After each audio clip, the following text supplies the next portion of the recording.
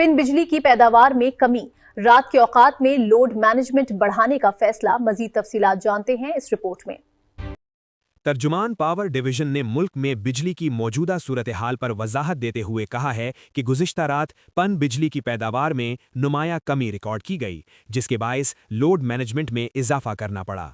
तर्जुमान के मुताबिक गुज़िश्ता रात पन बिजली की पैदावार में 1991 मेगावाट की कमी देखने में आई, जिसकी वजह से बिजली की तकसीम कार कंपनियों ने एलानिया शेड्यूल से कुछ ज़्यादा लोड शेडिंग की। पीक औकात में मुल्क भर में तकरीबन 4500 मेगावाट का शॉर्टफॉल रिकॉर्ड किया गया।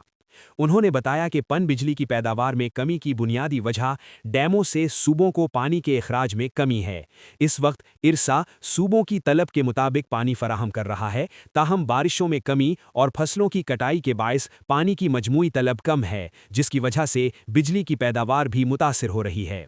तर्जुमान के मुताबिक गुज़िश्ता रात पीक टाइम में मजमूई बिजली की तलब तकरीबन 18,000 मेगावाट रही। उन्होंने उम्मीद जाहिर की कि आइंदा चंद दिनों में डैमों से पानी के इखराज में इजाफे का इम्कान है, जिससे पन बिजली की पैदावार में भी बेहतरी आएगी।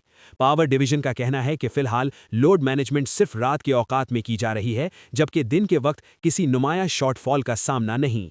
मजीद ये कि RLNG की बेहतर दस्तयाबी से भी बिजली की सूरत हाल में बेहतरी मुतवक्के है।